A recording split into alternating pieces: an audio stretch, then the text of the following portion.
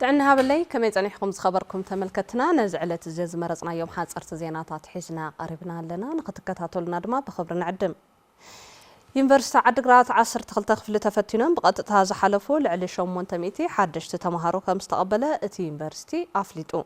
كاف استفلاليو كللاس زمصو تمهارو بمحبرسب يونيفرسيتي نزتغبرلهم አቀባበላ በመምስከን በትምርቶም ዝለዓለ ውጽኢት ከመዝግቡ ከምዝጽሩ ተዛሪቦም አለው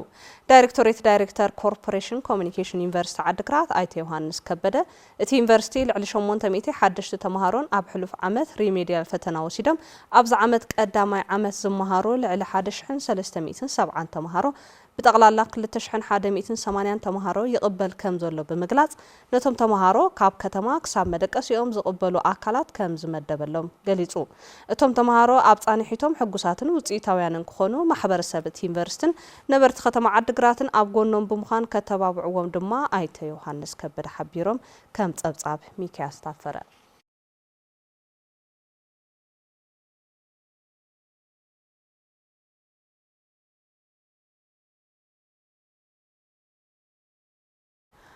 አማኑኤል ባፕቲስት ቤተክርስቲያን ናይ ልምዓት ትካል ምስ ኮሚሽን ኢንተርናሽናል ኢትዮጵያ በመተባበር ብልዕሊ 37 ሚሊዮን ብር ወጻ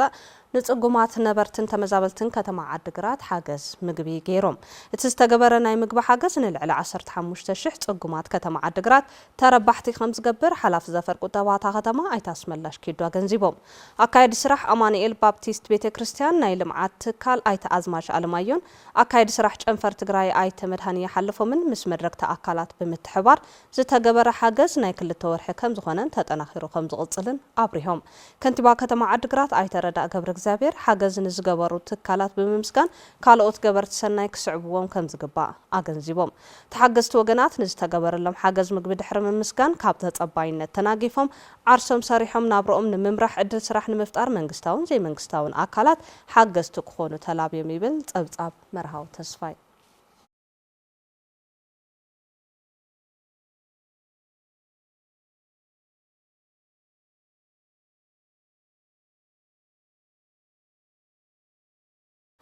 ሰራሕተኛ መንግስቲ ወረዳ ሕሳአ ምእንቲ ህላው ህዝብ ትግራይ መስዋዕት ዝኸፈሉ ስድራ ስዋት አካል ጉዳኣትን ዓቕሚ ዘይብሎም አረጋውያንን ወፍራ ዓጺድ አሳሊጦምሎም ሰለስተ ደቀን ዘሰዋአ ወይዘሮ ማህሌት ገብረ ጻድቅ ከም ዝገለጾ ዝራእትን ሰአን ዓቕሚ ረጊፉ ከይተርፍ ብምሕሳብ ዝተገበረለን ሓገዝ ድሕሪ ምምስጋን ንእትገብርዎ ሓገዝ ናብ ካልኦት ዓቕሚ ዘይብሎም ወገናት ክሰፍሕ ኣለዎ ኢለን ኣብቶ ወፍራ ሓገዝ ዓጺድ ዝተረኸቡ ሓላፍ ዘፈር ቁጠባ ወረዳ ሕሳአ ኣይተ ተስፋ ሚካኤል ገብረ ማርያም ብሰራሕተኛ መንግስቲ ጀመረ ወፍራ ሓገዝ ዓጺድ ንስድራ ስዋት አካል ጉዳኣትን ዓቕሚ ዘይብሎም አረጋውያንን ዝግበር ሓገዝ ናብ ኩለን ጣብያታት እታ ወረዳ ብምስፋሕ ቀጻልነት ክህልዎ ከም ዝሰርሑ ገሊጾም ከም ሓበሬታ ርክብን ወረዳ ኣሕሳአ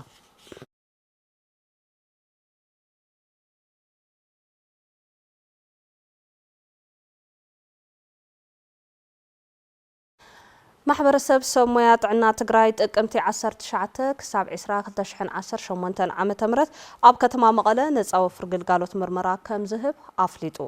ኣብቲ ኣብ ኣደባባይ ሮማናት ዝካየድ ነፃ ወፍሪ ምርመራ ሕማም ሽኮር ጸቕጢ ደምን ምዕቃን ክብደትን ዘካተተ ምዃኑ ዝገለጹ ፕሬዚደንት እቲ ማሕበር ዶክተር ፍሳሐ ሸብር ሕብረተሰብ ተጠቃሚ ትዕድል ክኸውን ጸዊዖም እቲ ማሕበር ንመሰል ሰራሕተኛታት ጥዕናን ንዝላ ስርዓት ጥዕናን ትግራይ ንሕበር ብዝብል መሪ ሓሳብ መሰላትን ጥቕማጥቕምን ሰራሕተኛታት ጥዕና ክኽበርን ዝሐሸ ተበጻሕነት ግልጋሎት ጥዕና ኣብ ሕብረተሰብ ክህልውን ዓሊሙ ካብ ጥቅምቲ 21 ክሳብ 22 2018 ዓመተ ምህረት ራብዓይ ጉባኤኡ ከም ዘካየድ ተገሊጹሎ ኣብቲ ጉባኤ ውግኣት ሰራዊት ትግራይ ቀጻላይ ዝኾነ ነፃ ግልጋሎት ሕክምና ንክረኽቡን ቁጠባዊ ዓቕሚ ሰብ ሞያ ጥዕና ትግራይ ንኽመሓየሽን ምስ ዝምልከቶም አካላት ውዕሊ ከም ዝኣስሩ ዝሓበረቶም ኣመራርሓ ነዚ ንምትግባር ኣብ ዝግበር ጻዕሪ ዝምልከቶም አካላት ሓገዝቲ ክኾኑ ጸዊዖም ከም ጸብጻብ ህይወት ሽበሺ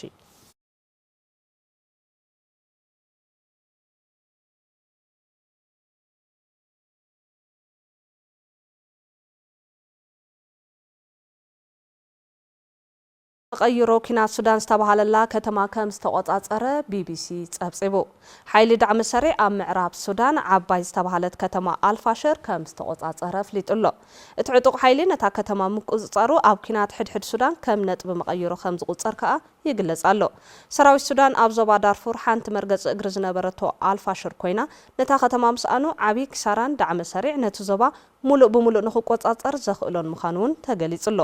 ሰራዊት ሱዳን ብዛዕባ ምትሓዝ እታ ከተማ ክሳብ ሕጂ ዝበሎ ነገር የለን ውድብ ሕብራት ሃገራት ኣፍታ ከተማ ንልዕሊ 18 ኣዋርሕ ተዓጽዮም ዝነበሩ ልዕሊ 300,000 ነበርቲ ኣብ ከቢድ ዓጸቦ ከም ዝርከቡን እቲ ዕጡቕ ሓይሊ ንሰላማውያን ሰባት ካብታ ከተማ ክወጹን ሰብኣዊ ሓገዝ ክበጽሖምን ክትሓባበሩ ጸዊዖም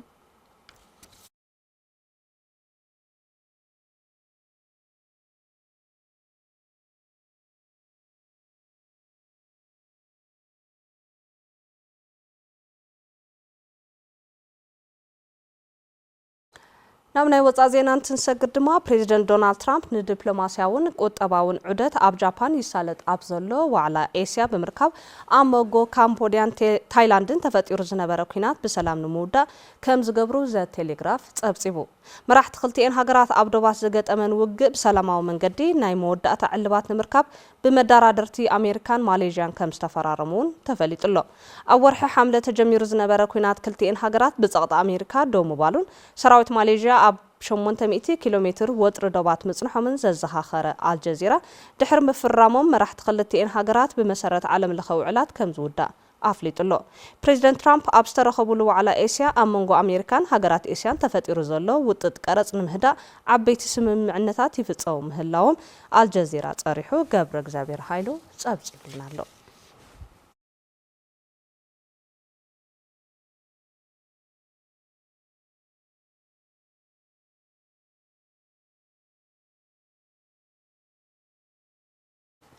حضرت زينات ساعات زازمنا لوام قبل كده نساقم تصنيحه زرزرنا تقربلنا عادي